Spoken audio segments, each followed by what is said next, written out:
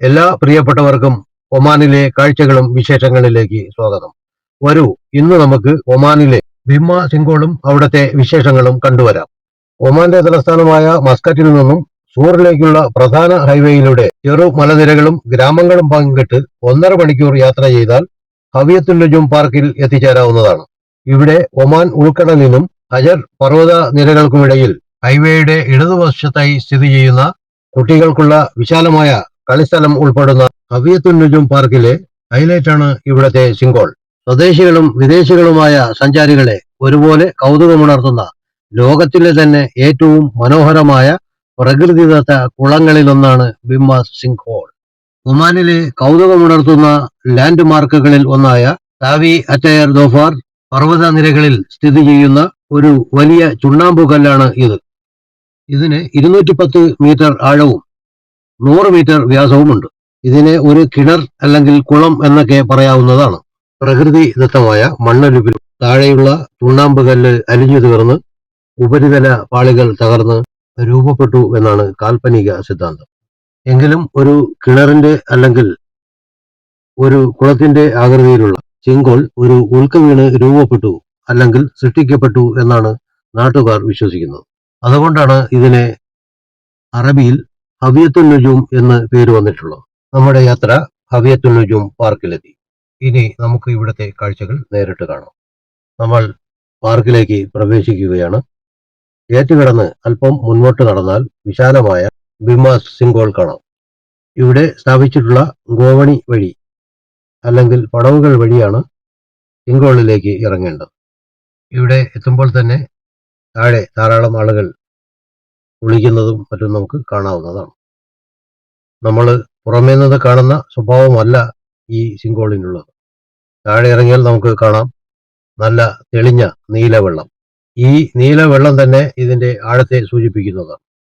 ഇത് ഭൂഗർഭ ജലവുമായി ബന്ധപ്പെട്ട് കിടക്കുന്നു. പുറത്തുനിന്ന് കാണുന്ന വ്യാസം മാത്രമല്ല, ഇതിന്റെ ഉള്ളിലേക്ക് വളരെ വ്യാസത്തിലാണ് ഇത് സ്ഥിതി ചെയ്യുന്നത്. മുകളിൽ കാണുന്ന പാളികൾ എപ്പോൾ വേണമെങ്കിലും ഇടിഞ്ഞു വീഴാവുന്ന സാധ്യതയുള്ള ഒരു സംഗതിയാണ്. വിശാലമായ ഈ പാർക്കിന് പുറത്തു നിന്ന് നമുക്ക് കടലും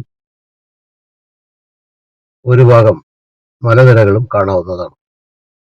സഞ്ചാരികളായ ആളുകളിൽ ധാരാളം ആളുകൾ കുളിക്കുകയും ചില ആളുകൾ ചിത്രങ്ങൾ പകർത്തുകയും മറ്റ് ചില ആളുകൾ ഇതെല്ലാം കണ്ട് ആസ്വദിക്കുന്ന ആളുകളെയും നമുക്ക് ഈ കൂട്ടത്തിൽ കാണാം.